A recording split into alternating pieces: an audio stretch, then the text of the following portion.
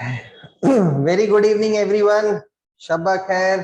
स्वागत है आप सभी लोगों का हमारे YouTube channel rays of education में। आप सभी का बने रहने के लिए मैं धन्यवाद करता हूं। मेरे प्यारे बच्चों, आज का दिन बहुत ही अच्छा है। आज का दिन बहुत ही अच्छा है। मैं आपसे मिला मुझे बहुत अच्छा लग रहा है। आपको भी कैसा लग रहा है? How is your mood? Please मुझे जरूर बताएं, चैट बॉक्स में जरूर कमेंट लिखें। और ये भाई समझ में आ रहा है या नहीं आ रहा है रिकंसिलिएशन जो हम करते हैं? रिकंसिलिएशन क्यों बनाया जा रहा था? अगर लास्ट क्लास में आपने मेरी वीडियो नहीं देखी है तो प्लीज जरूर देखें। Reconciliation between cost account and financial accounting के बारे में कुछ चर्चा करी हमने। हमने बात करी भगवान और इंसान के बारे में। और सही कौन होता है सर? जो नहीं दिखता है, यानी कि भगवान नहीं दिखते तो सही है, जो दिखते हैं वो इंसान होते हैं। आप अपने आप को देखो, दिख रहे हो तो आप इंसान हो, तो आप गलत हो। आप गलत हो सर, आप हमें दिख रहे हैं। अच्छा बेटे, बहुत बढ़िया।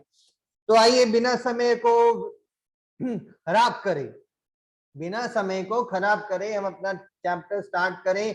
और जहां पर हमने लास्ट क्लास में थियरीज की डिस्कस कर ली थी कि भाई रिकंसिलिएशन, एक बार सर लिख दीजिए आप फिर भी कि सर जो रिकंसिलिएशन है, हमारा चैप्टर जो था reconciliation reconciliation reconciliation reconciliation of cost and final account. Sir ये जो चैप्टर हमने स्टार्ट करा है, अब इसमें से स्टेप्स, जो फोर्थ क्वेश्चन था, question number 4, how to prepare का हमें आंसर ढूंढना है। let me have take this opportunity to answer it, the question to my favorite and all प्यारा नोना बच्चा लोगों के लिए। और मेरा बच्चा लोग ध्यान से सुनेंगे। स्टेप्स बहुत ही सिंपल है। आपको पहले देखना है कि प्रश्न के अंदर क्या दे रखा है, गिवन इंफॉर्मेशन क्या है, हो सकता है स्टेप्स क्या है। स्टेप्स आपको अगर मैं बोलूं, हमको करना क्या पड़ सकता है? स्टेप्स अगर देखा जाए, आपको प्रिपेयर करना पड़ सकता है। Prepare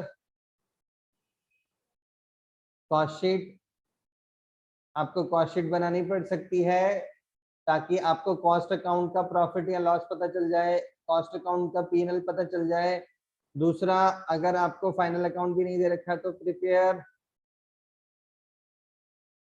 PNL, profit and loss account, जिससे आपको फाइनल अकाउंट का पीएनएल, फाइनेंशियल अकाउंटिंग का पीएनएल पता चल जाएगा। फिर तीसरा और सबसे महत्वपूर्ण बनाना है हमें क्या? Reconciliation statement. बस सिंपल सी बात है, रिकंसिलिएशन स्टेटमेंट बना देंगे और ये कभी भी गलत नहीं होगा साहब। कॉलेज वालों, प्रोफेशनल वालों और एमसीक्यू वाले जो कॉम्पिटिटिव लेवल के, गलत नहीं होगा साहब, अगर आपका लॉजिक सही है जो मैं बता रहा हूँ। ध्यान रहे, ये बहुत सिंपल सा है। ये तीन चीजें, ये थ्री सेट ऑफ बुक्स हमें मेंटेन करना पड़ सकता है। किसी प्रश्न से आप समझाओगे? सर बिल्कुल समझाऊंगा बच्चों, मैं आया इसीलिए हूँ। बस मैं एक चीज बता रहा था, इसमें एक को हम बेस लेंगे, एक दूसरे को सही, किसी एक को गलत। तो अब इसमें मेरा क्या है, मेरा मानना, मेरा इन माय ओपिनियन, अब वो आप फॉलो करो ना करो आपके ऊपर है। अगर मुझे दोनों ही दे रखा है, कॉस्ट भी गिवन है और मेरे को फाइनल अकाउंट भी गिवन है, और क्योंकि हम कॉस्टिंग कर रहे हैं तो हमें कॉस्टिंग पढ़ाई इसीलिए जा रही है कि आप इसको सही कर सको। To correct the PNL of cost और टू आइडेंटिफाई, तो हम इसको I will assume as correct अगर दोनों ही गिवन है, इफ बोथ गिवन, जिससे निकाल लेंगे। जिसका नहीं दे रखा एक भी है तो वो तो सिंपल है। दोनों ही केसेस अगर हमारे पास अवेलेबल है तो मैं ये अज्यूम करूंगा कॉस्ट को सही करना है मुझे, कॉस्टिंग का प्रॉफिट में सही कर दूंगा, फाइनल अकाउंट का considering as correct. Final account को मैं भगवान मान लूंगा, ये भगवान और ये इंसान। ठीक है, चलिए अब मैं फटाफट आपको प्रश्न की सहायता से समझाता हूँ। न्यू शेयर, मेरी स्क्रीन पे मेरा प्रश्न आप लोगों के सामने है कुछ इस तरह से। एक बार फटाफट ये नोट कर लीजिए, फटाफट नोट कर लीजिए मेरे प्यारे बच्चों। मैं आपको एक प्रश्न पढ़ के सुना रहा हूँ, जल्दी से नोट करना है, जल्दी से नोट करना है। सर हम नोट कर रहे हैं, सर हम नोट कर रहे हैं, सर प्लीज हमें 2 मिनट दे दो सर, फोटो खींच लीजिए, क्लिक कर लीजिए, कुछ भी कर लीजिए, बट फटाफट नोट कर लो ना, कर लो ना नोट फटाफट। The Hind workshop started on 1st January 2008, manufacturing two type of machine styled A and B। दो तरह की मशीनें बना रहा है, A और B। और आपसे बोला जा रहा है you are required to prepare a statement showing cost, यानी कॉस्ट शीट बनाना है और प्रॉफिट बताना है, दोनों का बेचने पर कितना होता है। तो सिंपल सरल भाषा है, यहाँ पे हमें कॉस्ट शीट नहीं दे रखी है, बट कॉस्ट शीट बनाने के लिए रेलेवेंट डिटेल्स दे रखी है, कितने में बेचा वो दे रखा है। और find the cost of production per machine of each type and also prepare P&L account for the period of financial books। हमें फाइनल अकाउंट का भी P&L बनाना है and it provide the actual expenditure जो भी हमारे incurred हुए हैं। So आपको ध्यान ये रखना है, आपको ध्यान ये रखना है what is the actual expenditure so incurred so far, जो हुए हैं ये हमारे प्रॉफिट एंड लॉस के हैं, एक्चुअल है ना, एक्चुअल। और जो अनुमानित होते हैं, जो प्रीडिटरमाइंड होते हैं, वो कॉस्टिंग है ना यार, कॉस्टिंग। तो ये हमें दे रखे हैं, इनका ध्यान में रखते हुए फटाफट देखते हैं कौन बनाएगा। सर हम बनाएंगे, हम बनाएंगे, पहले हम बनाएंगे। चलिए मैं भी बना रहा हूँ, आप भी बनाए। सबसे पहले हम कॉस्ट शीट बनाते हैं, होप सभी ने नोट कर लिया। वाइट स्क्रीन आ जाओ, वाइट स्क्रीन आ जाओ, आ गई वाइट स्क्रीन, आ गई वाइट स्क्रीन। जल्दी से एक लाइन ड्रॉ कर दो, जल्दी से एक लाइन ड्रॉ कर दो। सर कर दी हमने तो लाइन ड्रॉ, एक और लाइन ड्रॉ कर दो, एक और लाइन ड्रॉ कर दो। लो हमने वो लाइन भी ड्रॉ कर दी जल्दी से, ठीक है। अच्छा एक इनके बीच में भी एक लाइन ड्रॉ कर दो, बड़ी सी लाइन ड्रॉ कर दी है। एक इधर भी लाइन ड्रॉ कर दो, इधर भी। सर कितनी लाइनें ड्रॉ करवा रहे हो यार, खत्म ही नहीं होती है क्या? अभी बता रहे हैं ना बच्चे, अभी बताते हैं। देखिए आंसर टू फर्स्ट क्वेश्चन, देखो ये हमारी है हो जाएगी कॉस्ट शीट, ये हम बना रहे हैं कॉस्ट शीट ऑफ जो भी थी। ये हमारा बन जाएगा profit and loss account, T shape. O yes sir, yes sir, yes sir, समझ में आ गया सर। तो मैं भी एक बार क्वेश्चन नोट कर रहा था मैंने, फटाफट आप भी डालें, वैल्यूज डालें कि दो तरह की है। 1 जनवरी 2008 की बात कर रहा है, 1 जनवरी 2008 की बात हो रही है। तो यहाँ पे आप लिख देना जब भी डेट है 1 Jan 2008, P&L भी बन रहा है 1 Jan 2008 for the period, for the period ended on, ये वाला, ये डेबिट, ये क्रेडिट, टी शेप। और यहाँ पे सबसे पहले हमारा क्या मटेरियल चाहिए हमें, मटेरियल। अब यहाँ पे दो थे, दो टाइप के हैं मटेरियल, मटेरियल मटेरियल, तो मैंने यहाँ पे लिख दिया मटेरियल। मटेरियल्स हमारे पास दो हैं, ए और बी। हमारे पास है ए मटेरियल और बी मटेरियल। ए है 1,25,000, मैंने यहाँ पे लिख दिया है 1,25,000, आप भी लिख दीजिए। और बी है 75,000 और बी है 75,000। दो मटेरियल है, सॉरी दो प्रोडक्ट हैं। उन दोनों पे जो मटेरियल लग रहा है ए पर बी पर ये बता रखा है। टोटल इन सब का बता दीजिए कितना होगा, मेरे हिसाब से 2 लाख रुपए। मटेरियल तो देखो डायरेक्ट है, सेम होगा जी। यहाँ पे भी आप मटेरियल लिख दीजिए, अपना खर्चा जो है मटेरियल का, मटेरियल का ए पर कितना है 1,25,000 है, बी पे कितना है 75,000 है, और टोटल हमारा कितना है 2 लाख।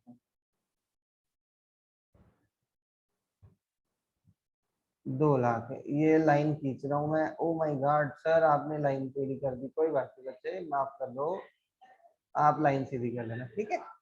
ठीक है सर, मटेरियल दोनों में आ गया सर। अब इसके बाद हमारी क्या है, लेबर हमारे 75 और 60 है। देखो लेबर भी दे रखा है, फटाफट लिख देंगे। लेबर 75,000 और बी पे हमारे लगे 60,000। टोटल हमारे हो गए 1,35,000। ठीक है जी, 1,35,000। यहाँ पे भी लेबर आप ऐसे ही लिख दीजिए, लेबर ए बी, ए पे है 75,000, 75,000, बी पर है 60,000, 60,000, टोटल इज 1,35,000, 1,35,000 लिख दिया हमने।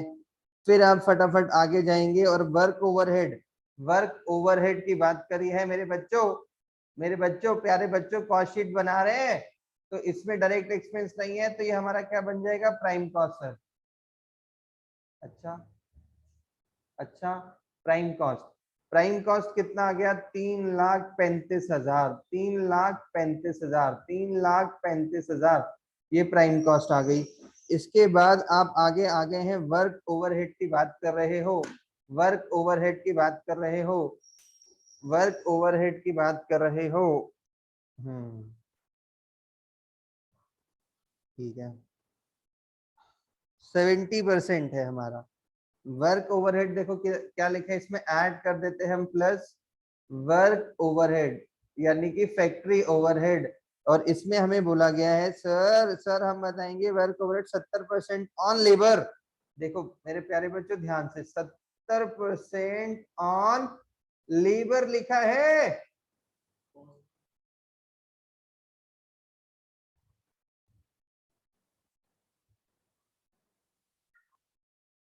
70% ऑफ लेबर है बच्चों, फटाफट बताएंगे 70% कितना होता है मेरे प्यारे बच्चों, मेरे प्यारे बच्चों। लो मैंने निकाल लिया है। सर ये कैसे निकालेंगे, मैं बताऊंगा बच्चे। 70% लेबर का, लेबर आपने ऊपर बताई थी 1,35,000, हाँ एक्सक्लूसिव पे निकालना ना, अलग अलग क्या जरूरत है। 94,500 आ गया सर। सर हमने निकाल लिया सर, WIP का तो इधर कुछ है नहीं है सर, तो यही हमारी वर्क कॉस्ट बन जाएगी सर। अच्छा मेरे बच्चे, वर्क कॉस्ट, तो वर्क कॉस्ट का टोटल कितना आ गया, टोटल कितना आ गया, टोटल कितना आ गया, 4,29,500, 4,29,500 हमारी टोटल वर्क कॉस्ट आ गई है सर। इसमें सर अब आपको ऑफिस के खर्चे और जोड़ने पड़ेंगे, ऑफिस ओवरहेड और जोड़ने पड़ेंगे। ऑफिस ओवरहेड भी कहीं पे दिया था, ये सिंपल है, देखो इसने बोल रखा है 20%, 20% ऑन वर्क कॉस्ट, 20%, यानी कि 4,29,500 का 20% हमने निकाला, 85,900 आ गया, 85,900, 85,900 हमने निकाल लिया और इसको भी हमने ऐड बैक कर लिया। तो अब जो ये निकल के आ गई हमारी कॉस्ट ऑफ प्रोडक्शन, COP, वो आ गई जी 5,15,400,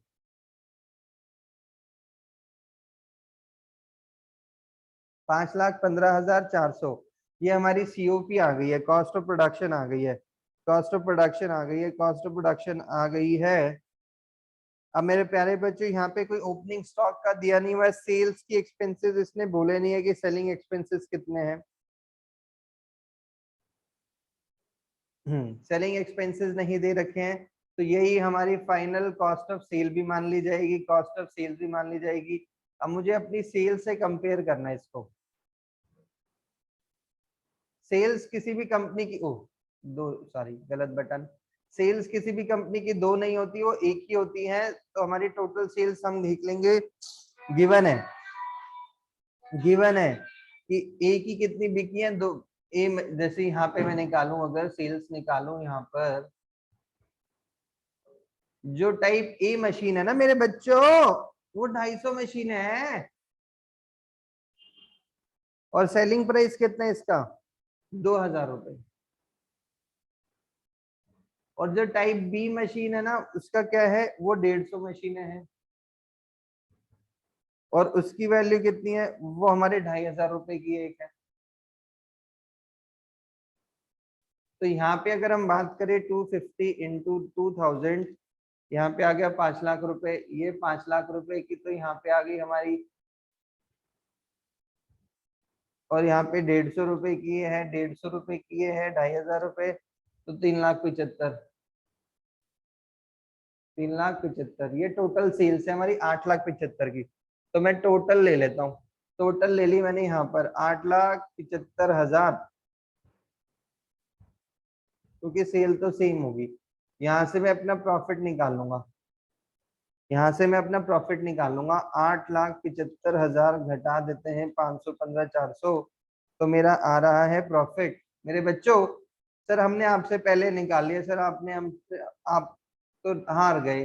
अरे वाह, आपने निकाल लिया था मुझसे भी पहले, बहुत ही बढ़िया। बैलेंसिंग फिगर में मुझे प्रॉफिट पता चल गया है, कॉस्टिंग का इतना है। अब यहाँ पे भी इसको क्लोज करने से पहले दो खर्चे हमें यहाँ पे चाहिए। एक तो वर्क ओवरहेड चाहिए, कितना है actual, actual work over question में दे रखा है, हाँ दे रखा है सर। 40 ए के ऊपर है 47,000 और बी के ऊपर है 40,000, टोटल है sir 87,000 work overhead. Sir office के दिए हुए, हाँ सर ऑफिस के भी दे रखे हैं, इसी तरह से दे रखे हैं सर, प्रोडक्ट वाइज है। ए के ऊपर कितने बेटे, सर ए के ऊपर है 52,700। अच्छा, बी के ऊपर कितना है, बी के ऊपर है 38,500, 38,500। इन दोनों को टोटल कर लो, 52,700, 38,500, टोटल इज 91,200, 91,200, ये 87,000। ठीक है जी। अब आप फटाफट निकाल लीजिए, इसका टोटल तो मुझे बताने की आवश्यकता नहीं है,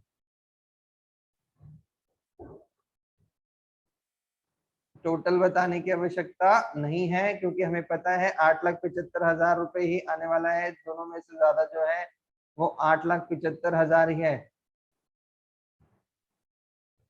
वो थोड़ा मेरा नीचे आ रहा था पिक, इसलिए मैंने ऊपर लाइन को बैलेंस करा, लेकिन आप सेम स्टेट लेवल पे करेंगे। और इसका प्रॉफिट मुझे बता दीजिए कितना आया, बैलेंसिंग फिगर जल्दी। 8,75,000 में से माइनस करना है मुझे 2,00,000, माइनस करना है मुझे 1,35,000, माइनस करना है मुझे 87,000, माइनस करना है मुझे 91,200, तो मेरा 3,61,800 आ रहा है। ओह कूल सर, ये दोनों प्रॉफिट तो हमने निकाल लिए हैं। 800, सॉरी 3,61,800। थोड़ा सा आपसे लिखो सर, साफ साफ। अब मैं साफ साफ लिख रहा हूँ फिर से, 3,61,800 है ना। आगे जी, दोनों प्रॉफिट, दोनों प्रॉफिट आ गए। मैच भी हो रहे हैं क्या, हाँ सर मैच भी हो गए। आंसर हो गया क्या, नहीं अभी पूरा नहीं हुआ बच्चों। अब मेन चीज बनानी है हमें। मेन चीज क्या है सर, मेन चीज आपको बनाना है रिकंसलेशन। रिकंसलेशन कैसे बनाओगे, कैसे बनाओगे मैं अभी आपको बता दूं, फटाफट बता देता हूं। रिकंसलेशन बनाने के लिए आपको चाहिए क्या, रिकंसलेशन बनाने के लिए आपको क्या चाहिए, आपने जो भी निकाले हैं, आपने आपने जो भी ये वैल्यूज निकाले हैं, अब हमें रिकंसलेशन बनाना है।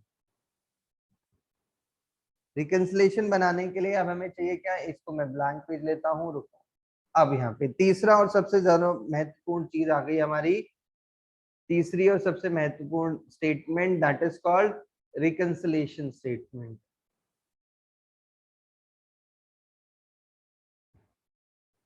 रिकंसलेशन स्टेटमेंट, और जैसे मैंने बोला था, reconciliation statement of cost account, हम अपने कॉस्ट का सही करेंगे for the period ended on 1 जनवरी 2008। ऐसा कोई फिक्स पीरियड नहीं होता, कभी भी बना सकते recon, it is something internal purpose use for. तो आप सबसे पहले प्रॉफिट किसका लेंगे, जो गलत किसको मानूंगा मैं देखो, मैंने आपको बताया था मेरा लॉजिक, कॉस्ट अकाउंट्स पूरा लिखूंगा नहीं तो आप बोलोगे कि सीए शॉर्ट फॉर्म गलत यूज करते हो। कॉस्ट अकाउंट और फाइनल अकाउंट, तो हम इसको गलत मानेंगे, ये सही मानेंगे। तो जिसको गलत है जो दिख रहा है वो उसका प्रॉफिट लिख लो, profit as per cost account. कितना है profit as per cost account? Sir हम बताएंगे सर 3,59,600। अच्छा अच्छा, अब पहला डिफरेंस, किसके कारण था? मटेरियल सेम थी, लेबर भी सेम थी। पहला जो मेजर डिफरेंस था वो क्या था? पहला major difference sir work overhead था सर, वर्क ओवरहेड था। अच्छा, फर्स्ट वर्क ओवरहेड क्या था, जरा ध्यान से। कॉस्टिंग के अंदर आपने सर वर्क ओवरहेड ज्यादा दिखा रखा है, ज्यादा आपने घटा दिया, बल्कि पीएनएल में तो 87,000 है, तो यानी कॉस्टिंग में आपने ज्यादा दिखा रखा है, ज्यादा दिखा रखा है ना, तो इसी को टेक्निकल टर्म में वो क्या बोल देते हैं, ऐसे लिख देते हैं, देखो ध्यान से, work overhead is over stated, over stated in cost account, in cost account. कितना कितना ओवर स्टेट कर रखा है जनाब आपने, कितना ज्यादा दिखा रखा है, आपने दिखा रखा है 94,500। आपको दिखाना कितना चाहिए था, भगवान कह रहे थे 87,000 दिखाओ, आपने 94,500 दिखा रखा है, तो आपने एक तरह से 7,500 रुपए से ज्यादा दिखा रखा है। तो 7,500 रुपए आपको वापस जोड़ने पड़ेंगे। क्यों जोड़ने पड़ेंगे? क्योंकि आपने एक्सेस घटा दिए थे, एक्सेस घटा दिए थे, ओवर स्टेटेड कर दिया था, खर्चे को ज्यादा दिखा दिया था ना। फिर से देख रहे हैं, work overhead is over stated, expense को ओवर स्टेट करना है और उसको करेक्ट करने के लिए, कम करने के लिए आपको दोबारा प्रॉफिट में जोड़ना पड़ेगा। समझ गए सर? समझ गए ना? हाँ सर समझ गए। एक्सपेंस है, ये एक्सपेंस है और दूसरा ओवर स्टेट है, उसको करेक्ट करने के लिए कम करना है, तो we need to add back into the profit. दूसरा सर, दूसरा मेजर कारण था sir office overhead, sir office overhead. Sir office office overhead is undercosted, undercost बोलो, अंडरकास्टेड या अंडर स्टेटेड इन कॉस्ट एक ही बात है, या ओवर स्टेटेड एक ही बात। अब यहाँ पे आपने कितना दिखाया है, एक बार रिपीट मेरे को बताएं, वैल्यू बताएं, फटाफट बताएं कितनी थी। यहाँ पे सर हमारा ऑफिस था 85,900, कॉस्टिंग में 85,900 घटाए थे हमने। आपको घटाना कितना चाहिए था? 91,200। ओ, आपने कम घटाया, क्यों इतना कम घटाया? 85,900 माइनस 91,200, 5300 रुपए आपने कम घटाए, और घटाओ 5300 आपने और घटाने पड़ेंगे, और आपका प्रॉफिट, और कोई तो हमारी थी नहीं इसके अंदर फर्दर एडजस्टमेंट, तो जो अब निकल के आएगा इट शुड बी व्हाट भगवान, प्रॉफिट एज पर फाइनेंशियल अकाउंट, फाइनेंशियल अकाउंट। तो ये एक ऐसा क्वेश्चन होता है सर जिसमें हमें आंसर भी पहले पता होता है, तो ये गलत हो ही नहीं सकता, ये गलत हो ही नहीं सकता। लो जी लो, आ गया ना आंसर, यही था, यहाँ से शुरू करा यहाँ पे पहुंचे। तो इसी प्रकार से देखो, इसमें तो दो ही कारण थे, ऐसे बहुत सारे रीजन हो सकते, तो आप परेशान मत हो ना, आपको तो बस ये देखना है, आपको बस ये देखना है कि कौन सही है कौन गलत है। अब सिंपल सी बात है, अगर आप एक्सपेंसेस को ओवर स्टेट कर देते हो इन रॉन्ग बुक, तो आपको ऐड बैक करना है, अंडर स्टेटमेंट और घटा दो। इनकम आप भूल गए लिखना तो लिख दो, ज्यादा लिख दी तो कम कर दो, ओवर स्टॉक, क्लोजिंग स्टॉक, इसी तरह से सारी एडजस्टमेंट्स आपकी होती हैं। क्लोजिंग स्टॉक ज्यादा दिखा दिया, कम दिखा दिया, तो आपको पेशेंटली हैंडल करना होता है, आराम आराम से। ये मैंने बेसिक क्वेश्चन अभी आपको समझाया था, आपको कैसा लगा प्लीज कमेंट में हमें जरूर शेयर करें। सर पसंद आया, अच्छा लगा, भगवान इंसान का जो कॉन्सेप्ट है आप अप्लाई करें, आपके आंसर जरूर निकलेंगे, हो ही नहीं सकता कि ना निकलें। मैं आपको लिख के दे रहा हूं। आइए मैं आपको question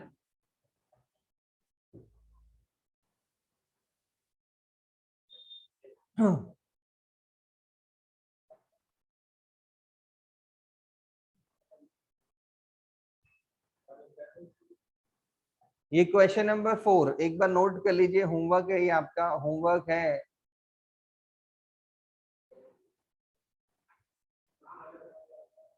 this is your homework, फटाफट नोट कर लीजिए मेरे प्यारे बच्चों। क्वेश्चन नंबर 4 कर लिया तो आपका रिकंसिलिएशन का कंसेप्ट ही खत्म हो गया।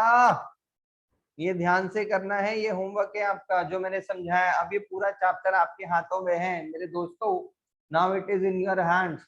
मैंने आपको बता दिया थियोरेटिकल पहले वाले इससे पहले वाले लेक्चर में हमने इसकी थ्योरी कवर करी कि हमें थ्योरी में क्या क्या पढ़ना है, कैसे पढ़ना है, क्या पढ़ना है, क्या जरूरी है, क्या नहीं जरूरी है। और इस वाले चैप्टर में हमने, इस वाली क्लास के अंदर हमने इसका प्रैक्टिकल एस्पेक्ट देखा कि कौन कौन से स्टेटमेंट आपको प्रिपेयर करने, कौन कौन से अकाउंट्स आपको प्रिपेयर करने हैं, एग्जाम में किस तरह से डिटेल दी होती है। तो जैसे इस वाले क्वेश्चन जो मैंने आपको होमवर्क में दिया है, ध्यान से देखिए। Following information from the financial accounts are available. तो देखिए सबसे पहले इसने बोला कौन सा अकाउंट, फाइनल अकाउंट। कब का दे रखा है, 31 मार्च 2008 का।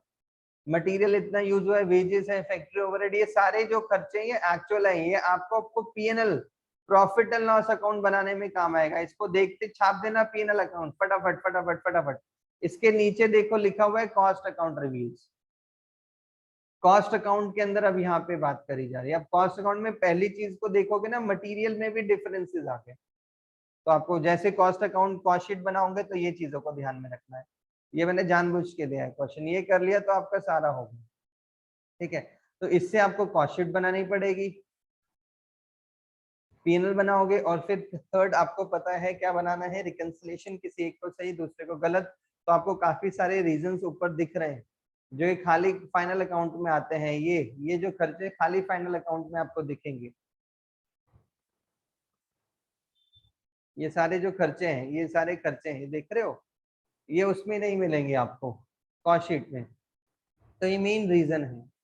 तो आपको सही किसे मानना है, तो हम हमारा जैसे मैंने बोला दोनों ही केसेस हम कैलकुलेट करते हैं और इसको मान लेते हैं सही है।